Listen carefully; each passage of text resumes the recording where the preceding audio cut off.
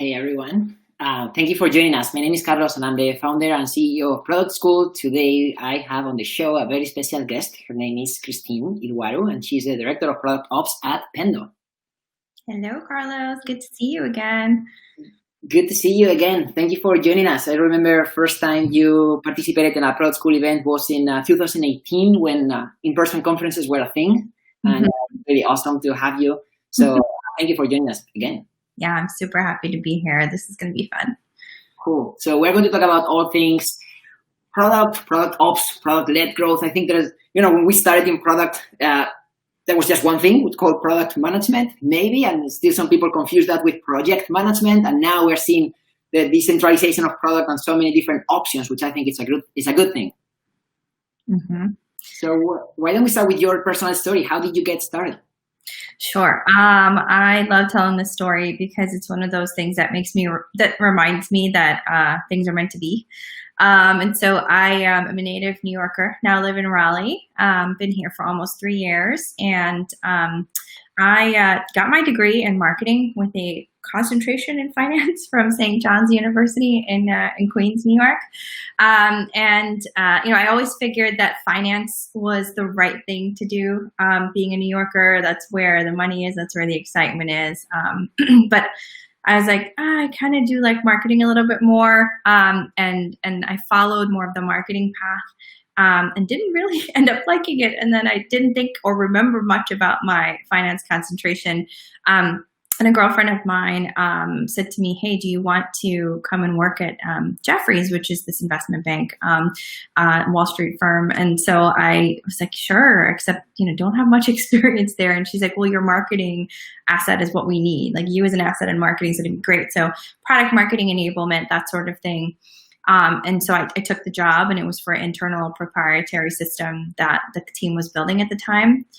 And I loved it, and it was so fun. And about a month in, I was training a user over in our London office, and he was so frustrated with this just this widget on the dashboard that should have gotten him what he needed, but it was an early version of the feature, as we do in product. We didn't have product managers at the time. And our boss was building everything. And I sat with him and I saw the frustration, and I was so compelled to just go back to my room and just like draw up what I thought he would want or what I thought would solve what this guy was looking for. And we put it together and flipped it to prod the next day. And he was just like so excited. And that was my moment of, what is this that I just did? This is not marketing. This is really cool. And so my boss was like, you just did product management. And I didn't know what it was. And he was like, do you want to do more of it? And I said, absolutely. And so my manager and we just decided, hey, why not, just dive into this discipline and try to build it out. And that's how I got started. So by the time my time was up over at Jefferies, I was owning much of what was going on in the product team and partnering really closely with our head of engineering and just really crafting something for that company that was helping the business run really efficiently. So that was my happy accident, and I haven't looked back since then. So, yeah. So when you said that you decided to take care of building that widget, what tools did you use at that time?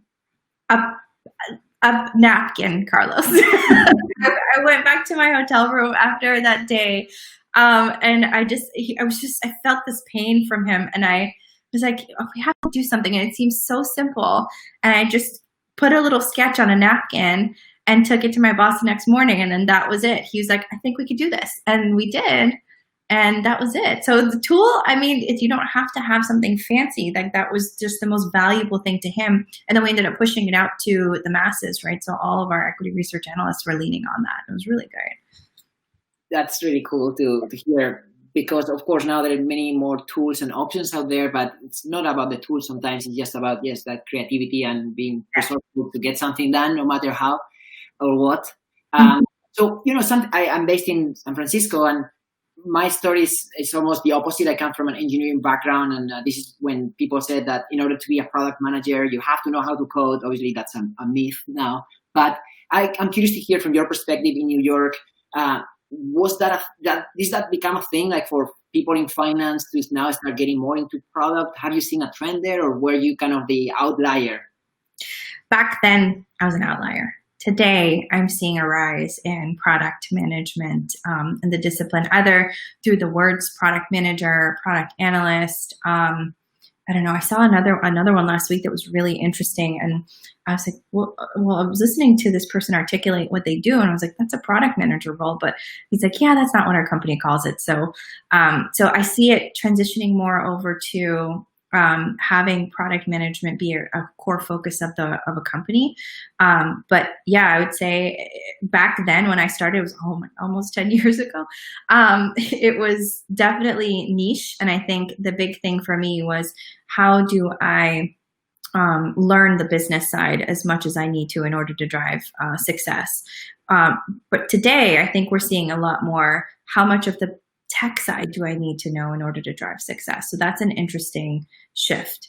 And I think we're finding in industries such as fintech and healthcare, education now, that having that SME experience is just as valuable, probably even more valuable depending on the product and the years the product has been in service, for someone to be really successful in helping their business drive outcomes versus having that technical experience.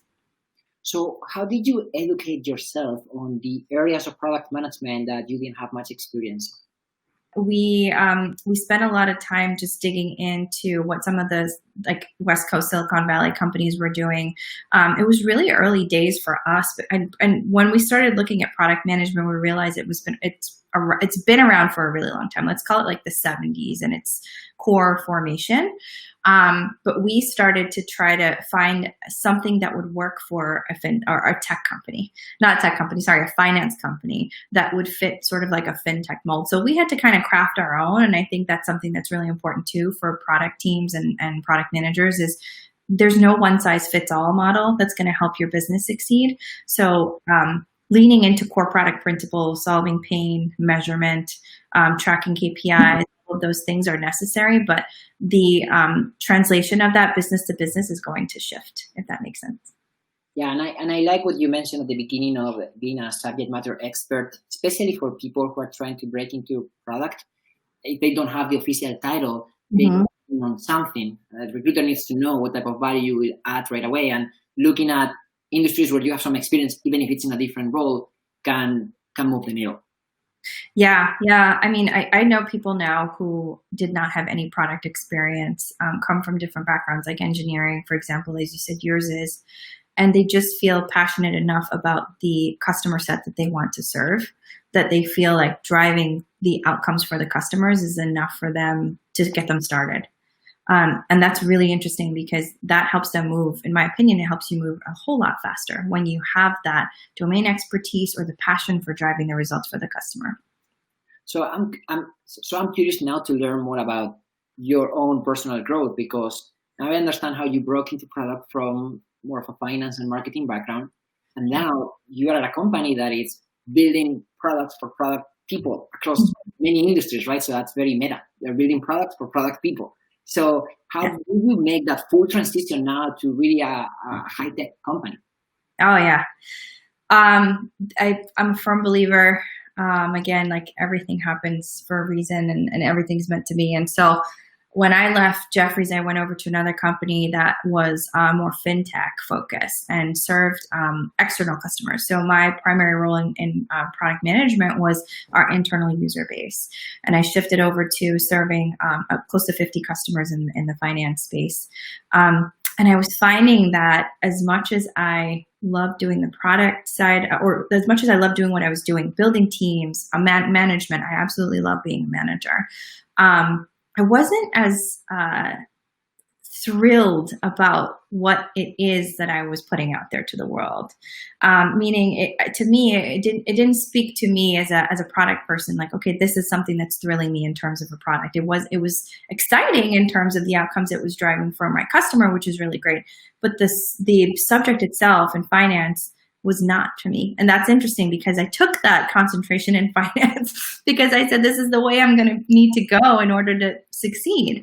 And so what I found more and more was that my management position kept consistent.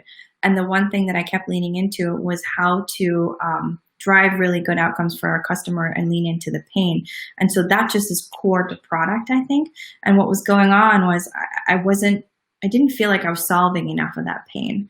And when the opportunity presented itself at Pendo to move into an organization that is truly maniacally focused on our customer, and driving business outcomes on top of it, I jumped at the chance, because I knew that there were passionate people working on a product that was meant for people like me who were trying to lean into that data to solve pain for customers. So it was a no-brainer, I think.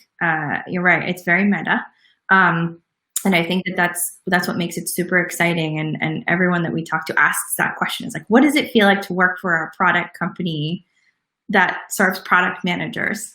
And the cool thing is our internal people, when they start and they go through onboarding, that's the first thing I suggest to them, which is like, you're selling to the people that are building the product that you're selling. The best thing you can do is sit down and spend some time with our team and product and understand what you're doing. So, I don't know. I don't know if there's any other way to explain that. Like when you find your heart in product and you find the place that you can do it, it's like the pieces align and you just, Yeah, I mean, I think it's a privilege that you can be the user of your own product as well. That's not always the case, right? I know PMs who are working on car insurance products and they don't have a car. Yeah. And it's not required that you have the user, but if you can actually find an opportunity where you can feel so connected with the user because it's solving part of your own pain points, I think that has an additional layer of motivation. Yeah, absolutely. So we've seen now like the entire evolution of product. Now it's not a secret anymore, and especially in companies that build product people, obviously there's a lot of respect for this type of role. But I've seen now that a lot of people think that product is just product management. So in your own experience, what are other roles that are part of the product team? Oh yeah, well, personally, I mean, we kicked off product operations here at Pendo a year ago now. And so that is now a core part of our business, not just a part of the product team. And in our product team, we also have product design. And I also see this, this is like controversial because some companies see product marketing belonging to product or belonging to marketing. Our product marketing team sits with marketing, but we are attached at the hip. And so I think that what ends up happening is product is sort of this nucleus, and we just keep going out a little bit further and further from the center, and everything we touch has a ripple effect. And so touching product marketing ends up touching our sales team, ends up touching our customers. And so I think that that's really interesting. But, core to Pendo, we have three disciplines that sit within the product team itself. I don't think that a product manager's role is to solely sit in the product management space. I think one of the things that makes PMs really successful is the ability to influence and to sell their story, especially when they need to get buy-in to execute. And that's buy-in both from stakeholders and it's buy-in from engineering. And so having that close alignment with your engineering partners is really critical. But it's also important to have that close partnership and relationship with your customers. So you are just as customer facing as a salesperson without the quota, is what I think. You're responsible for selling that product, but you're also responsible for being really empathetic and understanding what it is that's going on in that person's mind, because they know it's all a part of the sale. But a product manager, in my experience, is received differently by a customer. And a lot of people agree with that I've spoken to recently. And I think that that's something that a lot of people should be leaning more into is how do you use your customer facing role to help you build better and help you grow your business. I think that's a great point. I like to talk about product mindset and make it part of an entire culture of the company. You don't need to carry a title in order to care about the product that your company is building or serving to users. So in your particular case, at product ops, you're also another first mover, right? Like you broke into product by drawing something in a napkin, and now you are also doing product ops. So can you tell us a little bit more about what that exactly is and how it differs from traditional product management? Yeah. I look at product ops as the team that's executing on the non-features that's necessary to make a business successful. And so my team is focused heavily on making sure that all of our internal parties are aligned. So our charter at Pendo is align and empower. And that's from our success team to our sales team to product marketing and to product management and even to finance and general operations, because those folks need to know what we're doing and how we're executing, what it eats into for resourcing that's going to impact the business. And so my team focuses heavily on making sure that we are empowering our internal people with all the things that are coming up. What are the strengths that they can speak to? Partnering with product marketing and how they position that to our sales team, so our sales team knows how to position that externally. We also are responsible for all of the technical documentation and knowledge base assets that you see outside. And so, our Pendo is a product where you can do a lot of learning within the product because we have the guides capability. But beyond that, there's this world of how do we continuously allow our users to lean into everything that we offer. And so we recently brought on a tech writer who's owning all of that and offering up content in moments of need. And these are things that PMs want to do, but don't have the time to do. And that's where the need really stemmed from was, how do we amplify what they are doing as a team and what they are doing as individual PMs and continue to also bring in data to them that's going to feed into their decision making. So on the flip side, we always use sort of this, infinite loop to illustrate our team and what we do. On the flip side, we are responsible for understanding our customer base, understanding deals that we have coming up and what that looks like in terms of things that could set us ahead. And how do we give that back to our product team so they can take that into consideration? So our revenue team loves that because they feel that they have a seat at our table, on the product table. And that the moment someone said that to me a couple of months back was an aha moment for me, because it made me feel that product is just a part of the business that is meant to drive really solid outcomes. And that was something that people have fought so hard to prove. But having that revenue team member say to me, we want a seat at your table, meant that they knew that they would be able to help drive that outcome because product is saying, let's do it. Mm-hmm. It almost reminds me of back in the day when PMs, product managers used to do a lot of product marketing, and now there is a very clear delineation, and in companies that are large enough, they have different roles. I'm glad to see that now we can also see other parts of product that they don't need to be always done by the exact same person. Right. I know. Think about when I was an engineer, we called technical debt. It's almost a bunch of stuff that people didn't want to do because everyone was focused on like the next big feature, whatever. And now having someone who can also have our back and is passionate about it and can empower teams. So to pay respect to that, because I've made that mistake many times of then having to stop everything and going back to fix a bunch of things, and then it always takes more than expected. So, the more you can push in the same direction without having to leave some bodies in the way, I think it's good for everyone. I love how you said having somebody who has your back, and I think that's definitely what if somebody's trying to get into product ops, like that is one thing that you need to make sure that you are pushing with your product team, because it's a true partnership and a true, a true measure of success for you is making sure your PMs feel that you do have their back. But at the same time, making sure the revenue team understands that you also are there to amplify their voices on this side. And on that note, I also want to talk about an important topic in general in tech, which is diversity and inclusion, but in particular in product. Obviously, we've seen that in engineering, still to this day, there's a very big discrepancy. Most of the engineering positions are still filled by men.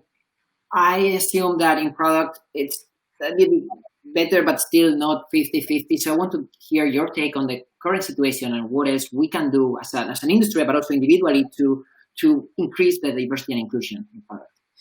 Well, the first thing is just a really simple thing that just gets overlooked. And I think that it's just amplifying each other's voices. And so with all of the recent events in our country in particular, I think that the biggest thing that's come up for us is looking really deep within ourselves and seeing if we've actually taken the opportunity to amplify somebody else's voice. And people just often overlook that because they go about their day to day and they just forget, or they don't think that somebody may not feel comfortable speaking up because of the way that they may be perceived, or they feel that they may be perceived. So for women in particular, I've seen a whole lot more around people saying, check this out. Like, look at what she did and look at what her contribution is. Say her name, like all of the women who have contributed to many things over our history that we didn't even know about. And so just speaking up and amplifying success of another individual, whether they are, a person of color or a female, it doesn't matter. I think that that's really important. And that's just a little thing, like I said, that just goes unnoticed. And so that's one. And the other thing too is making sure that you're looking for people early on that you want to grow without that bias lens. And there's an unconscious bias that a lot of people do have. And a lot of companies have been putting a lot of work into unconscious bias training that's lifted that uncomfortable feeling to the forefront, but it's necessary now. And so I'm seeing a whole lot more movement around university recruiting, bringing people who look like them to the universities, whether it's virtual or if they're able to do it in person today, so that younger people feel really comfortable saying, I want to approach that table. And that's, I think back to when I was at St. John's, and that was definitely something that I was conscious of. I want to feel comfortable walking up to someone. And so the earlier we start, the better chance we have to grow that pipeline of diverse talent within organizations. And that's where the beauty happens, because the diverse perspectives really help companies see things differently and can drive some really great outcomes. I've seen some risks that were taken, and they were taken because, recently people want to include everyone at this point. And had they not been included, that voice wouldn't have been heard and that risk wouldn't have been taken. And now I'm seeing some really great outcomes from them. I really agree with you. And I like especially the last part that you said, because objectively, if you have a more diverse team, you can build better products, better outcomes for your customers. And trying to do that as an afterthought is almost what we were discussing about the technical debt, right? Or the product debt. Trying to fix that now in hindsight, maybe it's not even possible, or if it does, it's just not as natural. It's not part of the culture. So I'm glad that, first of all, you are speaking up and sharing this, because those quick wins that maybe someone can implement tomorrow can make a big difference 5 years from now. Oh gosh, yes, very quick win. Everybody who's watching, just dig a little deeper. A coworker of mine and I sat down and in the height of everything, and we said, if we can just be honest with ourselves and we coach our teams to be honest with themselves, they will then trickle that out. Even if there's a small chance that 3 of 5 of my directs will do that, that means 3 of 5 of my directs will do that, and they will continue on that flow. So I want to cover one last topic with you, which is also very hot, product-led or product-led growth, right? Like we are here this term and trying to figure out, is this a role? Are there like product-led growth managers? Is this just a cross-functional topic? What's your take on it? Well, product-led growth is amazing. Yes, it's become sort of like a buzzword. Our CEO just wrote a book, amazing. So product-led organization. And so we're super proud of that. And a part of it is product ops. And so I think product-led to me right now means, how are you growing organically within your own customer base through the experience in the product? And who are the people within your organization that you need to involve to make sure that effort is happening, right? There's the MQL, marketing qualified leads, where people are trying to push product through that method, and then now we have PQLs that are coming up. I think that at some stage there's a synergy that needs to happen, not just from marketing and product, but also from your internal customer-facing folks who know your customer base well enough to say, here's where things are strong and here's where we can lean into to drive a better experience and potentially expand in an account, for example. And it starts from the moment somebody opens up your application. And so product-led growth is something that people need to think about from day one. So proper onboarding is critical. And that means, again, it's not just one person at your organization focusing on it. It could be, different departments making sure that different personas are covered at each touch point. It also then moves into when you're going into renewal, right? Making sure that experience is consistent. So the bottom line for me is that I think a lot of people are trying to say, who's going to focus on the product-led growth of an organization? And I don't think that there's one person that is able to drive that success. There's probably one owner, but it's a combination of different departments really putting their heads together to figure out what that experience is with the current offering you have that's going to grow an account or potentially just expand within that user base. I agree. And if you think about it, it just makes sense. I almost think, why didn't we do this earlier, right? Like, why were the marketing teams traditionally so disconnected from what users were using? And it was all about like just pushing leads and then somehow talking with them and then somehow someone paying, which is not the end user of the product. And now everything seems to be more integrated where the product is actually driving growth. And obviously it's not just for marketing or for sales or for product. Everyone needs to have that same mindset. Yeah. The product needs to speak for itself, but there's got to be a bunch of minds behind it that's helping people understand that value in really small ways. So again, one of the guys on my team mentions that moments of need thing. So you have to find those moments and agree as a unit, what are those moments that we want to make sure people see the real value and continue to drive that throughout the app. Yeah, and part of it, I think, it's also some organizations like yours that have a chief product officer, which is different from a chief marketing officer or a chief revenue officer. And I think having that recognition for what the product function is, and obviously in partnership with many others, empowers product teams to also use the product not just for one particular use case, but holistically as the full experience for free users all the way down to users or customers that need to renew the product. Yeah, exactly. Very cool, Christine. Well, this has been a great experience again to chat with you. Is there anything else you would like to add? No, thanks so much for taking the time today. It was good catching up, and this is super fun. So, All right. Well, thank you. Bye-bye. Bye.